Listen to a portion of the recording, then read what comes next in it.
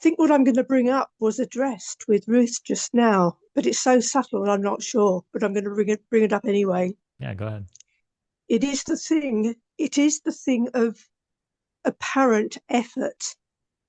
There can be an intention to make an effort to be aware of awareness.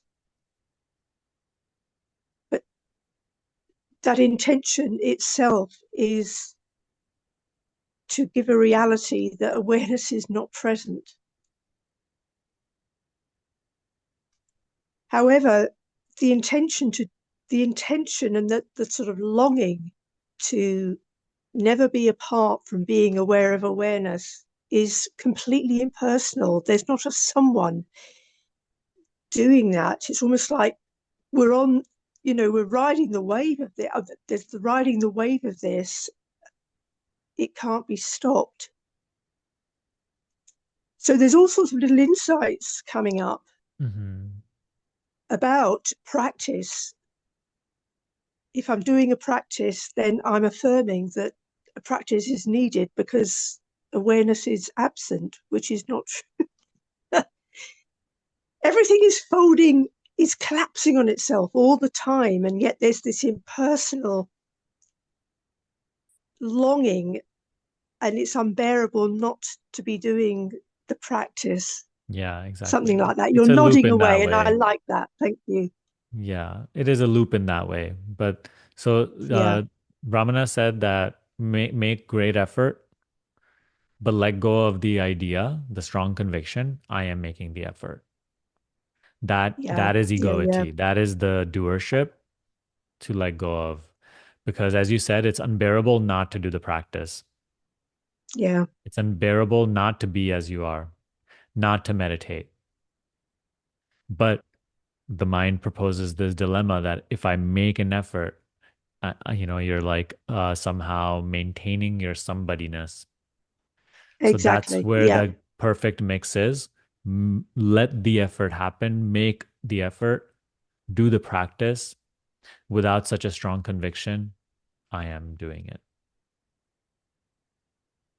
Subtle but practicable.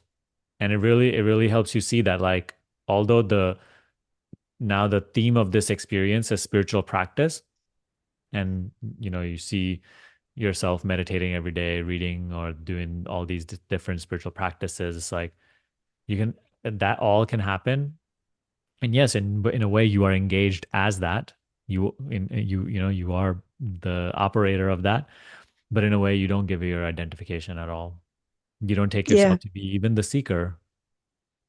The one who is wanting realization, the one who is on this journey. Like even that whole thing, we can externalize or objectify, seeing it just as okay. That's just this experience also. So that's all. yeah, That's how I try to go about it, and it's what I understood from the teachings that hey, do everything without the egoity. I, I am doing it. When we don't pick up that claim, then all the effort can be made, but you are yourself. It doesn't cause a hindrance. And actually, again and again, I read in the teachings, make the effort. You have to make effort. yeah, Have to make yeah. effort. So in any other place where like sometimes the effort for spiritual practice is looked down upon. Meanwhile, everything else you do personally is also an effort. So it just doesn't make sense. Like don't think that this should just be effortless. Everything else, even Absolutely. thinking about Yeah, the day-to-day mundane things is an effort. So if personal living is an effort. Being a person is an effort. So now the story has turned into a spiritual journey, spiritual practice. This is the effort that is going to need to be made. Don't go against that. You know. yeah.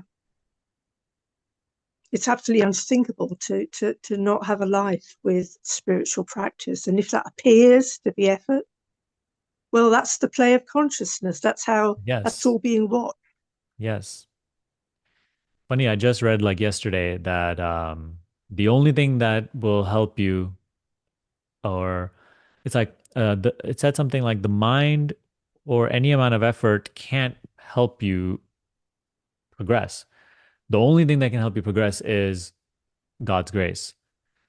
But that's the irony. Like, it's also, but then the teaching is like, make an effort to be open to God's grace. It's enough to Absolutely. drive the mind crazy, but that is the paradox of spiritual practice, and you have to honor it. You can't fight against it. You can't allow yourself to like lose y- uh, yourself to all these mental complications trying to figure it out. And what, just make the effort, right? And do the spiritual practice just without such a strong claim that you are this effort maker. And it's subtle, but it's doable. Gradually, it Yeah. becomes clear to Yeah. us. An effort doesn't have to be it, the word effort seems to imply strain and tension, but actually it doesn't feel like that. It's a heartfelt Yes. giving oneself to the beloved. Yeah, that's why the teachings of devotion and surrender help greatly in this, um, Yeah. because it allowed me to see effort as actually like a devotion to truth, to God, rather than a Yeah. something that I'm doing to get a return. You know, Yeah. it changes the way we see effort entirely. That's how I see my meditation practice as well, like the sit down meditation practice. It's a way of devotion. It is a one aspect of, loving truth, loving God. So, yeah, if that helps anybody, see your effort in that way as well. It is your love being given to the self you seek, or to source, to God. I like to listen to again that YouTube channel, the Buddhist nun. She's Hmm. got some wonderful cha- um, talks on there, and the Christian mystics. Oh God, I mean their devotion and love for God is just they disappeared into their love for God, and it's just ecstatic. It's absolutely beautiful. It's everything that we're doing, but just slightly different language and Right. always from the heart. Yeah, I've heard some of those. Yeah, yeah. Thank you, Sunny. Thank Beautiful. you. Thank you.